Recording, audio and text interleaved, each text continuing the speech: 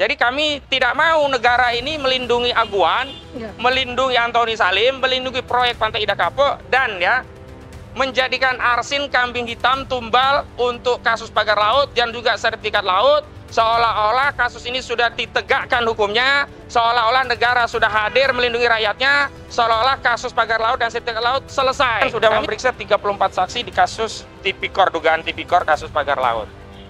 Tapi uniknya, ketika kasus Pantai Indah Kapuk tidak dijelaskan detail siapa kira-kira yang akan menjadi tersangka atau subjek hukum yang bertanggung jawab pada tipikor di kasus pagar laut. Insya Allah akan kita suplai ya lembaga DPR RI untuk mengontrol kinerja eksekutif, khususnya kinerja penegakan hukum oleh Polri dalam kasus pagar laut dan sertifikat laut agar sampai tuntas, agar selamat negeri ini. Jangan lagi kita mewariskan negara yang bobrok. Cukuplah Jokowi yang mewariskan negara bobrok kepada kita. Jangan lagi kita mewariskan negara yang bobrok kepada generasi selanjutnya, gitu loh. Sudah cukup Jokowi saja yang bobrok, yang ijazahnya palsu, ya, yang tidak bertanggung jawab, yang menumpuk hutang, yang kena getah akhirnya generasi saat ini, begitu. Bismillahirrahmanirrahim. Assalamualaikum warahmatullahi wabarakatuh. Waalaikumsalam warahmatullahi wabarakatuh. Alhamdulillah hari ini di Jakarta tanggal 20 Maret 2025, tepatnya di Gedung Ombudsman Republik Indonesia di Jalan Rasuna Said, Jakarta. Saya bersama para aktivis dari Aliansi Rakyat Penggugat selaku penggugat prinsipal dalam perkara 754/PDT PNJK-TPST yang merupakan gugatan terhadap oligarki rakus perampas tanah rakyat, ya, yakni Aguan dan kawan-kawan, ya, ada Aguan, Antoni Salim dan seterusnya. Nah, beberapa waktu yang lalu pada tanggal 14 Januari 2025 yang lalu sebenarnya kami sudah bersurat ke Kementerian Kelautan dan Perikanan atau KKP untuk menyampaikan permohonan audiensi kepada Menteri KKP, ya, Pak Insinyur Sakti Wahyu Trenggono MM. Beliau pejabat Menteri KKP. Namun surat kami itu ya sejak 14 Januari 2025 dan kemudian kami kirim juga surat kedua setelah itu, sampai hari ini tidak ada respon. Tidak ada respon dari Kementerian KKP, padahal dalam surat tersebut kami sampaikan bahwa audiensi kami ini berkaitan dengan pagar laut yang sedang ramai ya saat itu, yang diklaim dibuat oleh petani, oleh nelayan, ya begitu, yang diklaim oleh aktivis dari jaringan Pantura masyarakat atau jaringan rakyat Pantura, begitu. Nah, kami saat itu kan datang juga kompres di KKP, sudah menyampaikan sedianya kalau bisa kita usulkan waktu itu hari Selasa tanggal 21 Januari 2025 untuk bisa diterima beraudiensi di Kementerian KKP. Agendanya audiensi terkait pagar laut PIK 2 dan gugatan proyek PIK 2. Dan kami juga sudah sampaikan kalaupun KKP di hari waktu yang kami usulkan untuk datang belum bisa menerima kami juga sampaikan opsi sesuai dengan kelonggaran agenda mereka, sehingga Kementerian KKP melalui stafnya yang banyak sekali, ya, itu bisa menghubungi kami di email dan nomor HP saya atas nama Ahmad Khawjuddin agar bisa memberi konfirmasi. Misalnya, mohon maaf Pak, belum bisa kami jadwalkan, kami akan agendakan.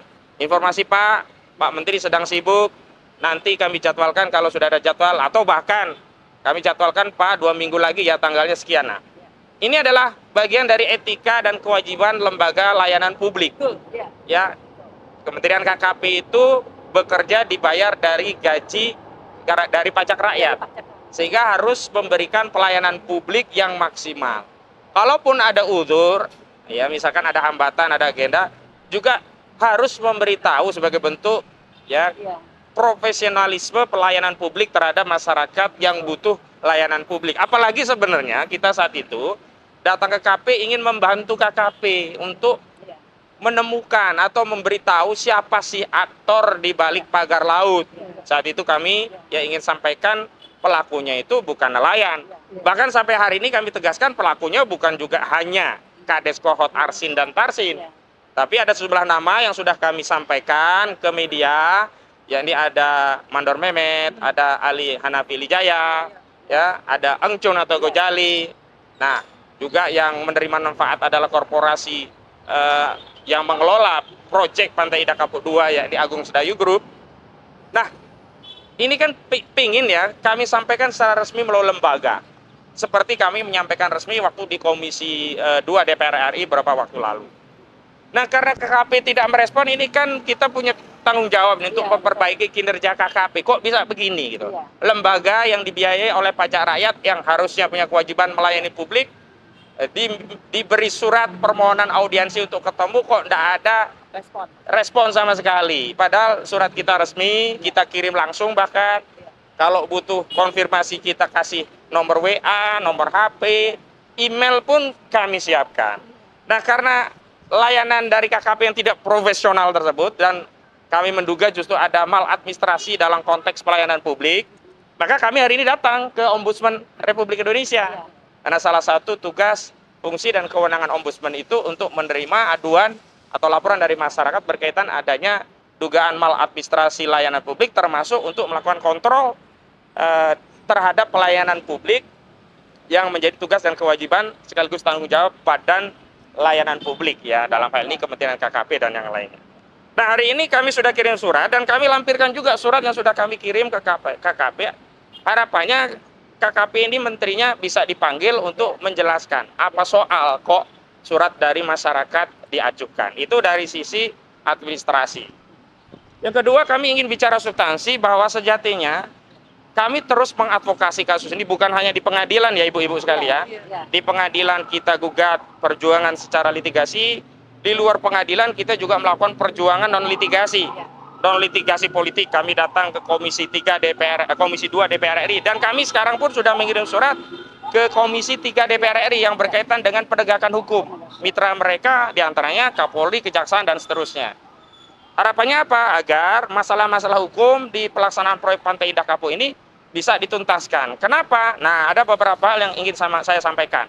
Yang pertama, aktor ya terkait pagar laut dan sertifikat laut, khususnya pagar laut, karena kita Kementerian KKP, sejatinya sampai hari ini belum pernah diungkap oleh Kementerian KKP, termasuk juga oleh Barreskrim Mabes Polri.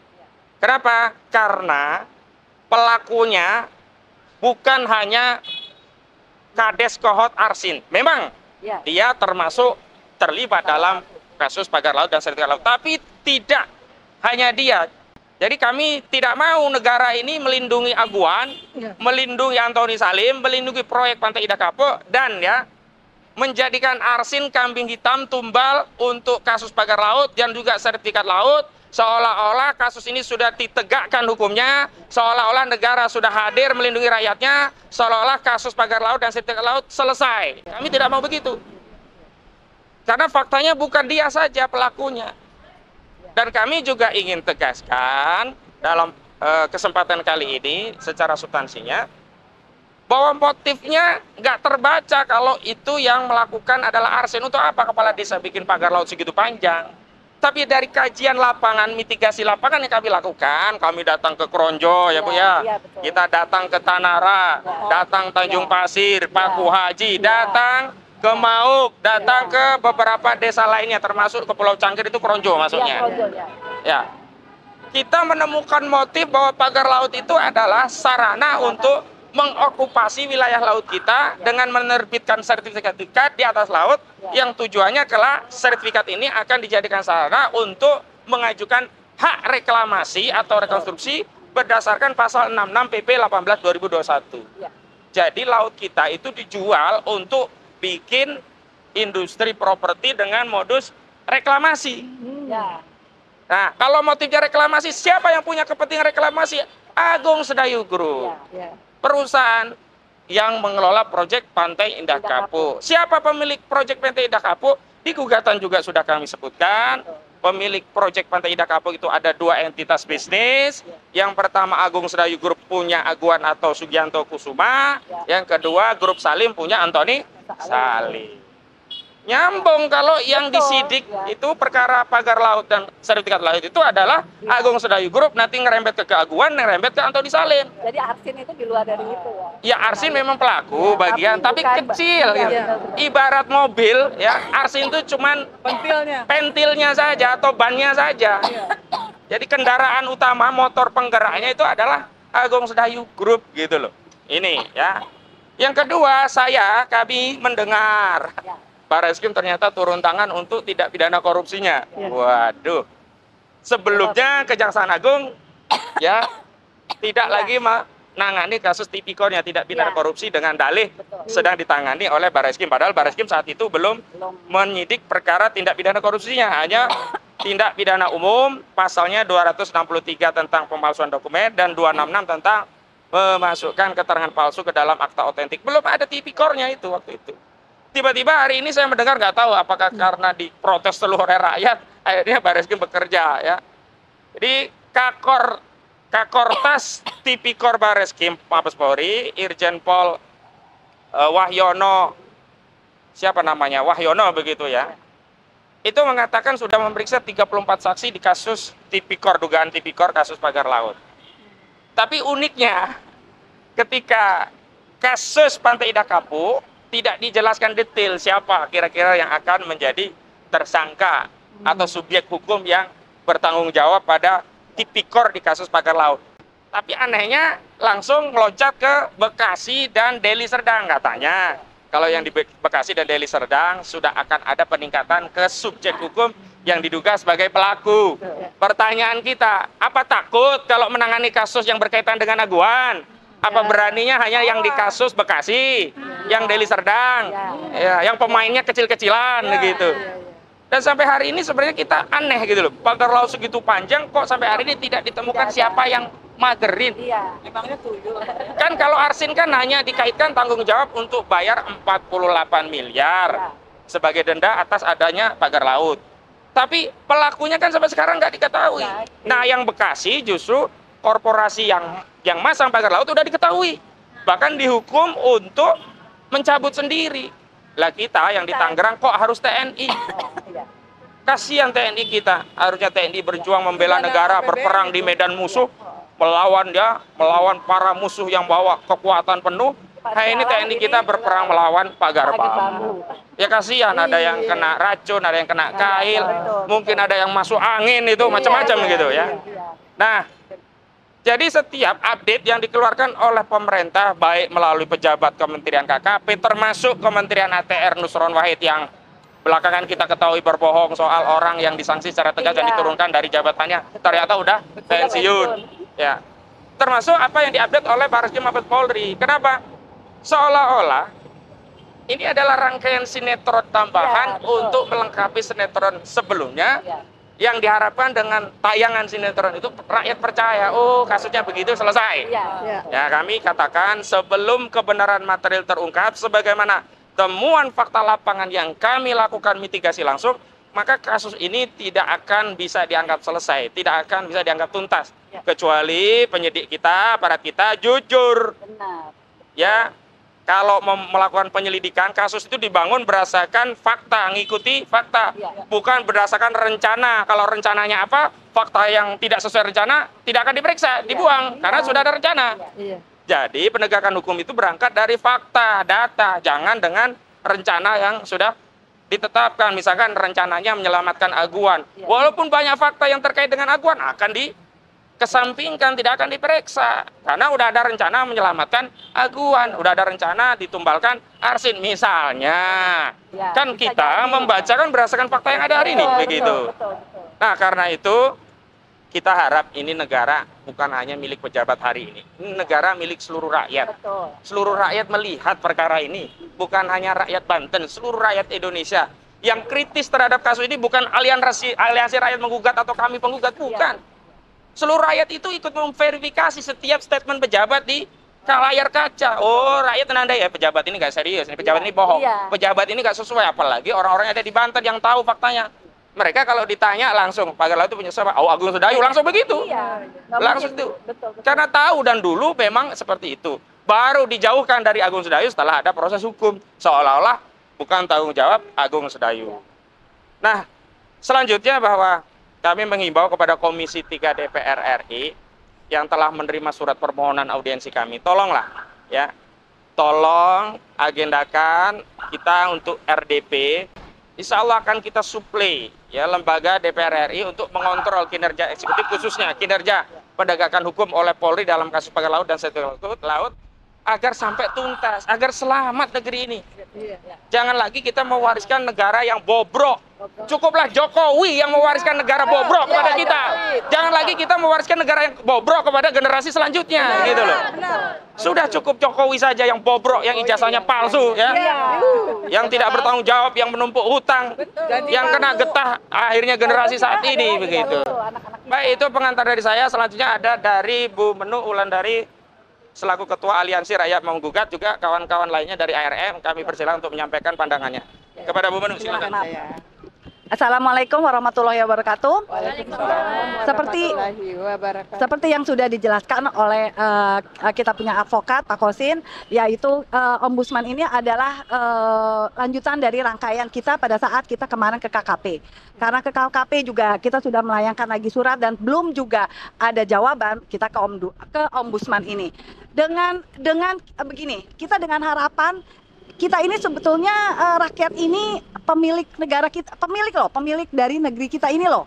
Kita itu memegang kedaulatan paling tinggi. Tetapi kenapa kok kayaknya kita ini seperti apa ya? Seperti orang seperti telunta-lunta. Jadi gitu ya. Harusnya mereka ini yang ada di menteri yang sekarang sudah duduk lah di dalam pemerintahan, harusnya mereka itu memberikan waktu yang lebih dan perhatian yang lebih besar terhadap kami rakyatnya. Apalagi yang kita teriakan itu adalah bagian dari apa problem masalah dari negeri kita. Jadi sedikit aneh ya memang kalau misalnya pemerintah yang sekarang ini sepertinya mereka itu mereka memang sedang bersandiwara, bukannya seperti ya, tapi mereka memang sedang bersandiwara. Dan bagaimana caranya mereka itu bersama-sama untuk melindungi aguan dan aset-asetnya. Ya, boleh aja mereka seperti itu, tapi kami rakyat, kamilah yang akan membongkar apapun sandiwara yang sudah mereka bikin. Kita yang akan membongkar, kita pula yang akan memberikan semua bukti-buktinya. Saya yakin rakyat itu tidak bodoh. Rakyat itu sudah pintar. Karena kita tahu memang sepak terjang dari Aguan CS ya, Agung Sedayu Group itu tidak hanya di PIK 2, tetapi kita sudah bisa lihat. Ya, jadi tolong kepada pemerintah yang sekarang dan kepada Bapak Prabowo ya, Pak, apa yang Bapak bilang itu tidak didengarkan oleh orang-orang Bapak yang di bawah, Pak. Karena PIK 2 itu tetap berlangsung ya dengan segala macam intimidasinya.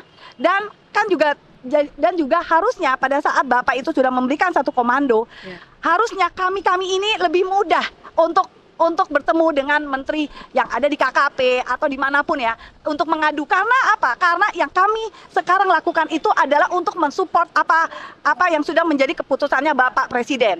Tapi kenapa malah kami semakin susah? Kenapa tidak ada yang berubah? Kita coba telah bersama-sama. Apakah memang apakah yang di bawah ini memang tidak pernah tahu apa yang sudah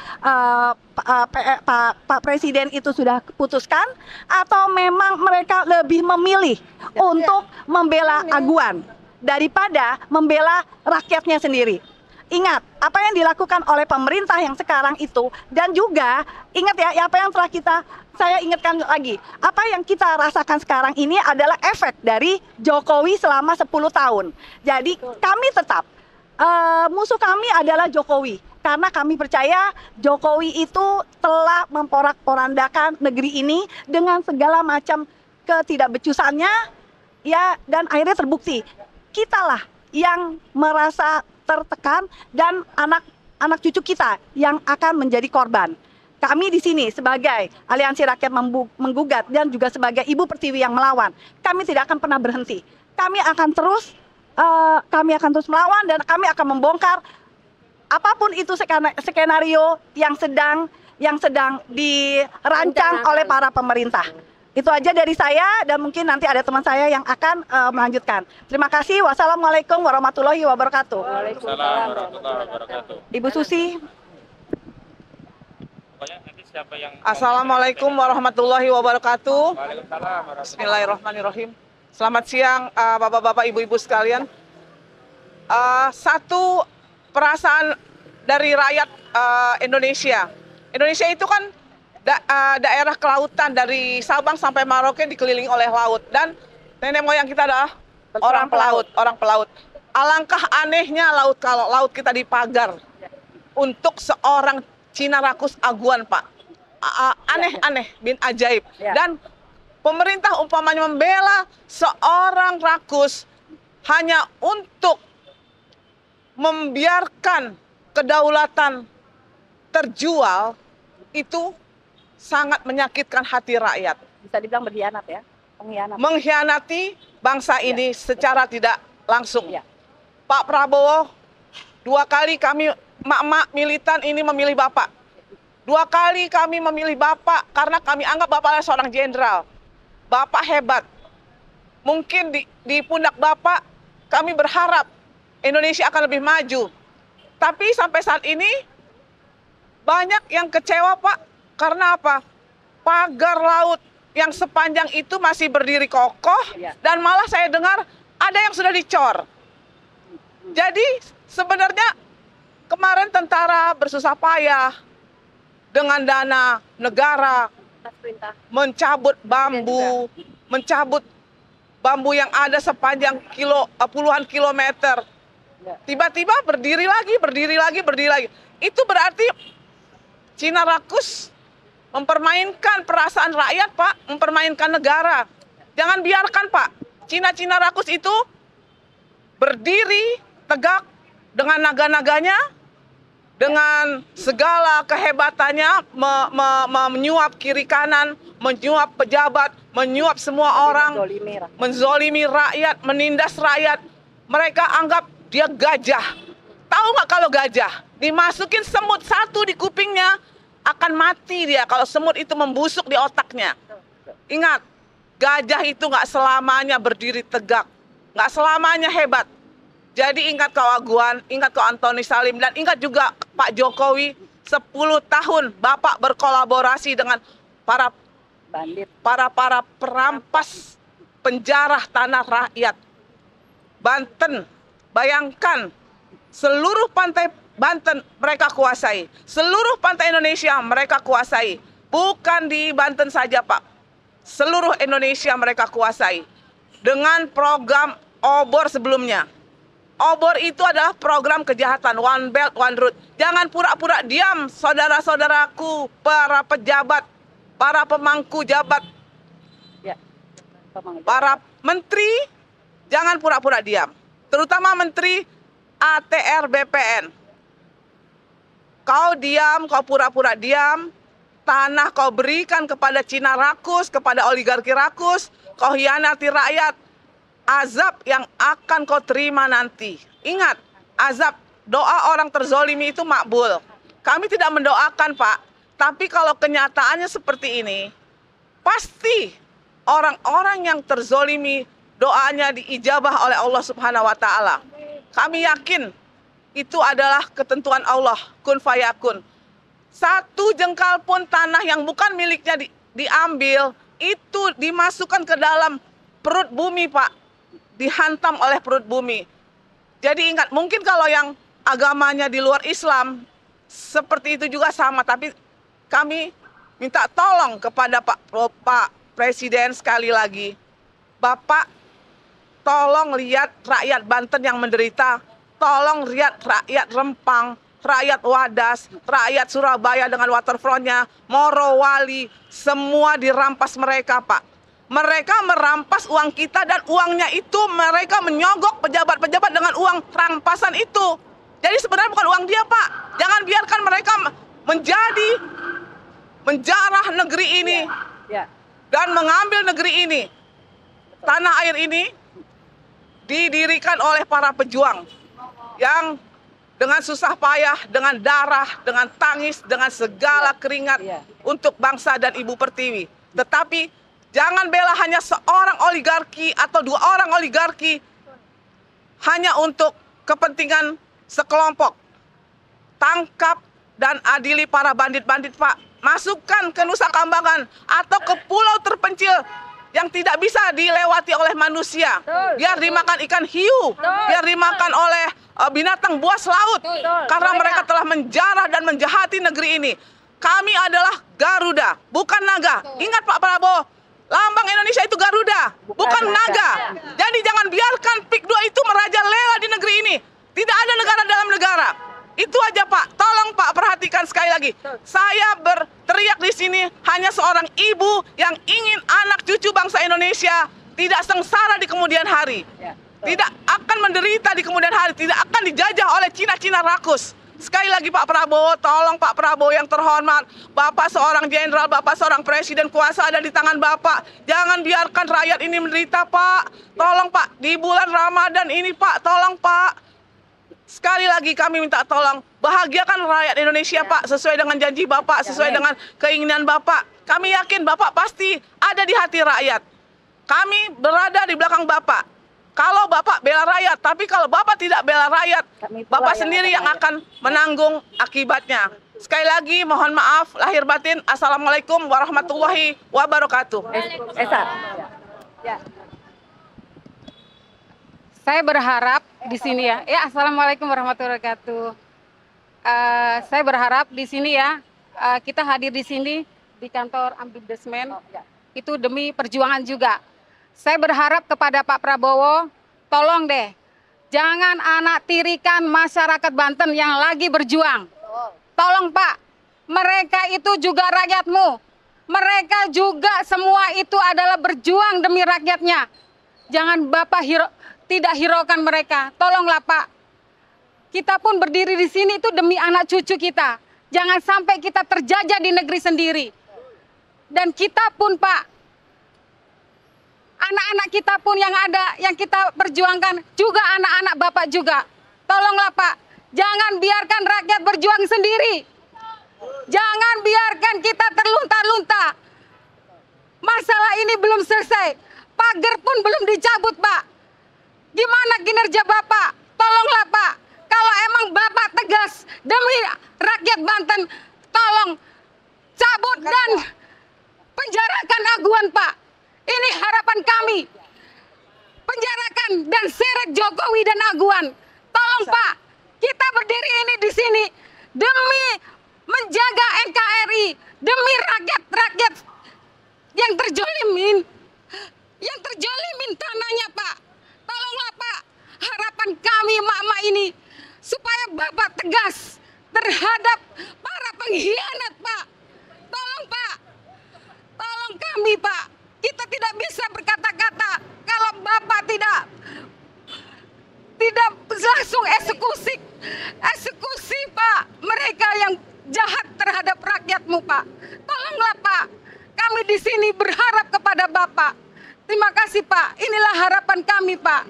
Assalamualaikum warahmatullahi wabarakatuh. Assalamualaikum warahmatullahi wabarakatuh. Waalaikumsalam warahmatullahi wabarakatuh.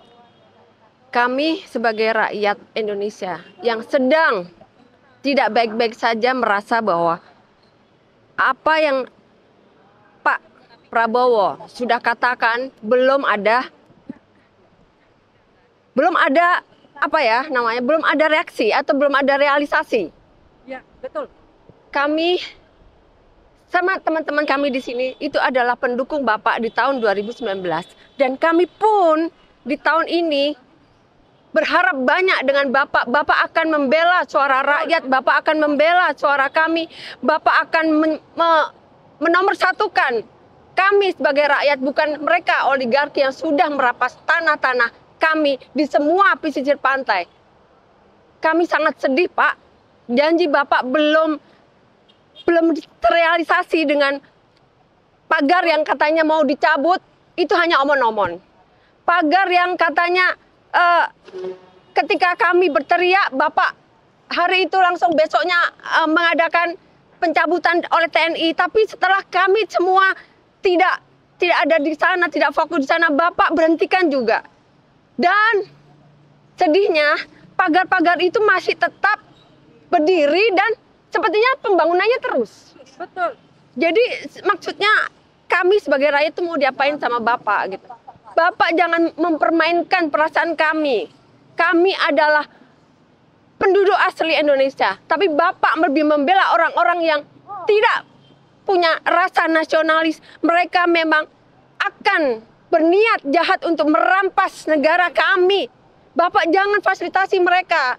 Bapak harus tidak pakai basa-basi lagi untuk menangkap, memenjarakan Jokowi, Aguan, dan Antoni Salim serta kroni-kroni yang lain. Kami tidak terima kalau Bapak tetap diam. Kami sebagai rakyat Indonesia yang berdaulat akan tetap berteriak bahwa Bapak adalah presiden kami yang harus mendukung kami sebagai rakyat Indonesia yang membela suara-suara kami. Tolong Pak, jangan bikin kami sedih, jangan bikin kami menderita, jangan bikin kami terzolimi dengan fasilitas yang Bapak berikan ke mereka-mereka. Pak, kami sekali lagi mengingatkan Pak, dosa itu pasti ada. Janji-janji Bapak pasti ditanya nanti di akhirat. Apalagi sekarang bulan puasa, bulan Ramadan. Saya tidak tahu Bapak puasa, tapi saya berharap Bapak sebagai orang yang beragama Islam tetap puasa. Janji harus ditepati. Kalau tidak, akhirat akan mempertanggungjawabkan apa yang sudah Bapak janjikan ke kami. Rakyat ada 300 berapa? 280 juta yang akan menuntut Bapak. Coba itu. Berapa? Ada di dasar mana Bapak? Nanti ada di atas sana, saya nggak tahu. Cuman selama masih ada kesempatan untuk bertobat, melaksanakan kami sebagai rakyat Indonesia, memfasilitasi kami, suara kami didengarkan, kami akan bersyukur dan berdoa yang bagus buat Bapak. Segitu aja suara dari saya sebagai rakyat. Wassalamualaikum warahmatullahi wabarakatuh. Assalamualaikum warahmatullahi wabarakatuh. Terakhir dari saya selaku koordinator tim advokasi melawan oligarki rakus perampas tanah rakyat. Saya menyeru kepada laki-laki yang ada di negeri ini. Hai kau laki-laki yang ada di negeri ini. Apakah tidak malu melihat para ibu-ibu yang hari ini berjuang meneriakkan keadilan di depan penguasa yang zalim, berdiri kokoh, menyuarakan kebenaran di atas penguasa yang zalim? Apakah kalian tidak malu? Terutama saya menyeru kepada Anda, para jenderal baik di TNI maupun di polisi. Di mana bintang-bintang Anda letakkan? Apakah masih di pundak Anda atau sudah dibuang ke selokan? Di mana jabatan yang Anda banggakan? Apakah masih bisa untuk membuat Anda tegak menghadapi rakyat atau tertunduk malu melihat rakyatmu, bangsamu hari ini dijajah? Dan tentu saja kepada siapapun yang mendapatkan amanah untuk mengelola negeri ini, ketahuilah bahwa sejatinya negeri ini tidak dikelola tanpa pertanggungjawaban baik di dunia apalagi di akhirat. Dan saya ingatkan kepada siapapun, terutama saya ingatkan jenderal-jenderal yang ada di TNI, jenderal-jenderal yang ada di kepolisian, putus hubunganmu dengan oligarki jahat, putus hubunganmu dengan pengusaha-pengusaha hitam.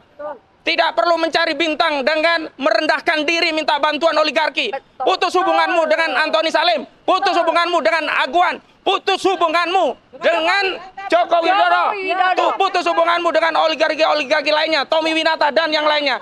Berkhidmatlah hanya kepada rakyat.